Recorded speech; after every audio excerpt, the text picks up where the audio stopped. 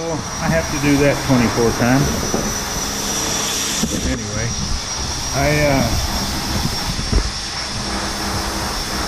I will take you over to the shear here shortly and show you how the veneer cuts on the metal shear, which works really, really well. So let me cut these strips out of these long pieces, and then I'll take you over and show you what the short pieces look like. Alright, this is one of the drops from where I cut the full sheet, which were 4 foot, 8 foot. Let me turn this radio down a little bit. Can't turn Ray down, we just have to put up with him. So anyway, the sides of the boxes are 4 inches. So I'm cutting these strips at 5. That gives me a little bit to hang off. So I'm just going to go down through here and mark it every 5.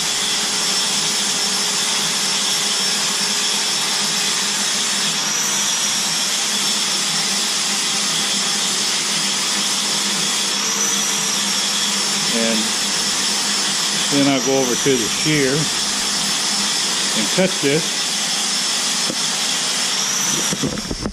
and then I'll take the other drop that I have, mark it the same way, and then cut it into strips. So get to the shear, be right back.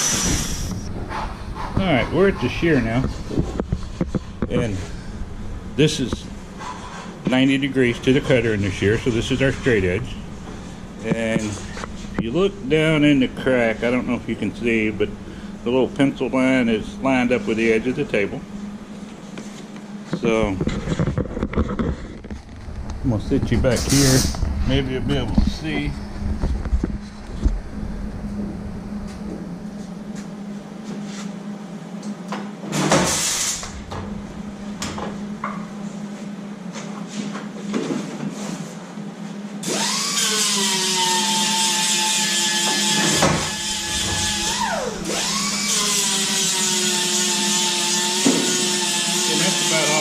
To it. So again, we got to do that 24 times, and I'll bring you back. Alright, I just wanted to show you, this is a strip for the short end of the tabletop. It is what they call a wood back. Some of it has paper on the back. This actually has wood on wood. This is a mahogany strip on the back side, but you won't see it once it's all done. Anyway, it's a little bit thicker than most of the paper backs. So we'll get set up to get these boxes sanded, and I'll bring you back. You know, I was watching that last clip, and I just maybe realized that I don't think I've talked about what this is. This is quarter sawn, there's this rip sawn white oak, and you can see how straight the grain is through here. That's the rip cut. It's kind of a diagonal cut into the log, into the growth ring, diagonal to the growth ring. Where if it was a true quarter cut, you would get the plate that you see in front. And there's no plate, but you get the real straight grain. So it's called a rip cut. I just thought I'd mention that real quick. Alright, I got the first one up here on the bench. And usually when I do this, I do one long side and one short side. And the short side will be the one hanging off the end down there, so I can put the veneer on. The pocket screws, in some cases you would probably fill these so that the veneer doesn't dip into the hole. But this wood on wood veneer, it's so stiff that, I mean, it won't bend and push in there, so it's going to be just fine. So I've got it all sanded. And on this end here, you can see I've kind of cut into the veneer on this plywood. I had a little bit of too much height on this one to the MDF piece, so I had to flatten her out. Got the end all ready to go. So I'll search out my glue and get some of that going and bring you back and show you. Alright. This is nothing more than just contact cement. So I'm going to start with this short piece, and you can see I've brushed a lot of glue onto it. And on my end down here, got it all glued up. And the rule of thumb here is when it quits sticking to you. So it's not quite ready yet. And we'll give it a few minutes and I'll bring you back.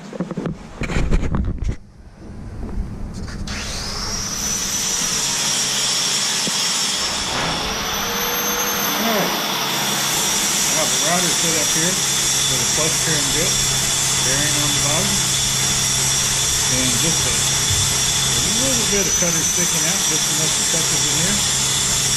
So I kind of messed up on putting this one on. I thought I had the camera recording, and apparently I didn't. So anyway, let's see how this goes.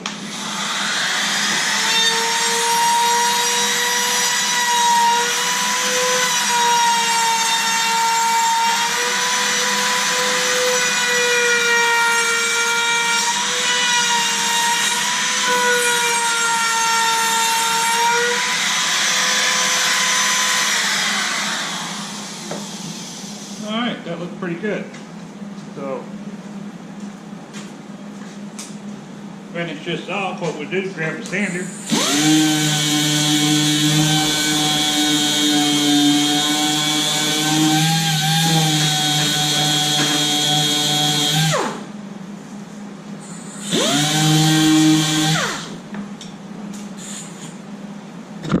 Up here, maybe you can see before I sand. We got a little lip and stuff going on here.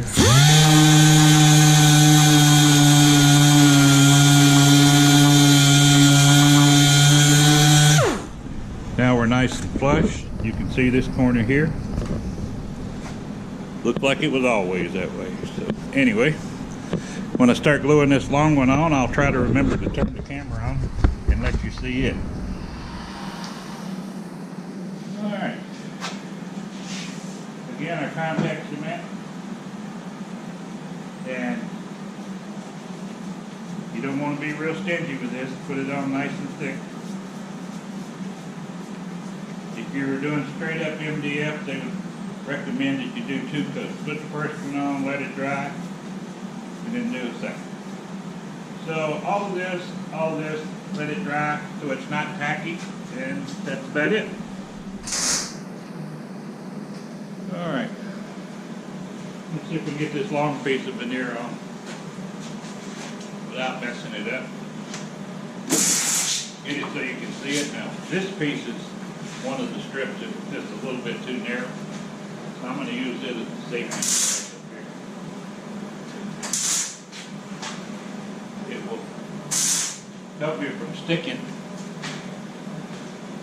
too quick. Because if you get it wrong, too bad, so sad kind of thing.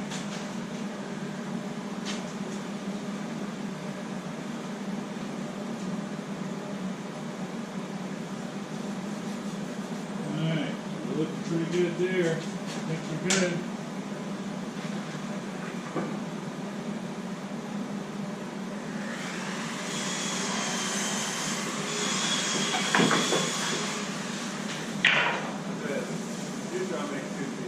There we go.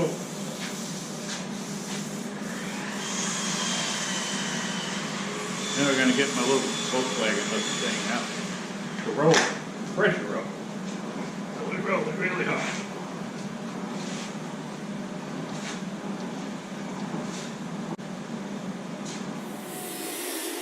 And now one more time and do it right.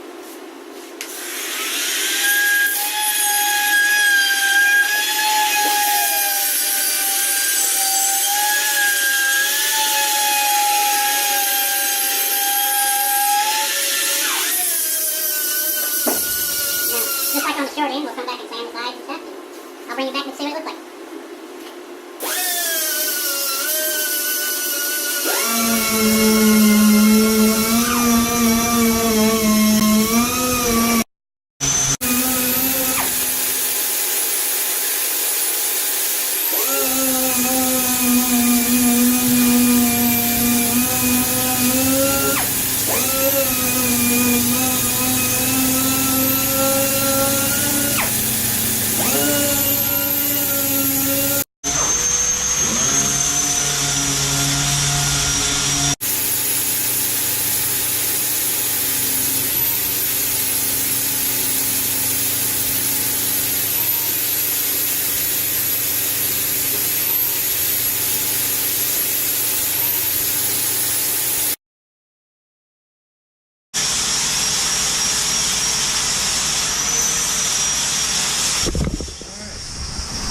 go. You can see the corner.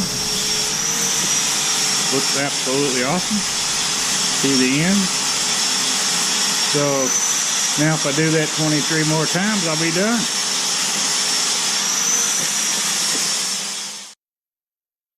A couple of quick things here. On this bearing, you need to check this every now and then, because it'll pick up glue from the veneer.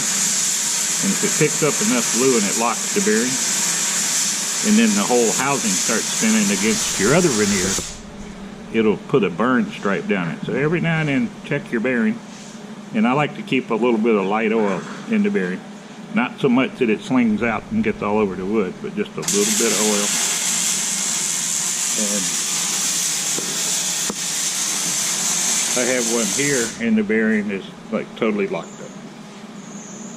So I'm gonna have to soak this one and melt the glue out of it.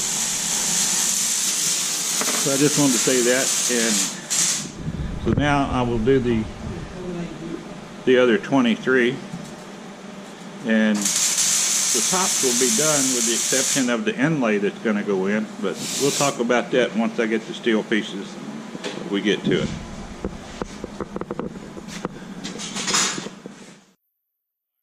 Two of them done. I want to show you kind of what they look like.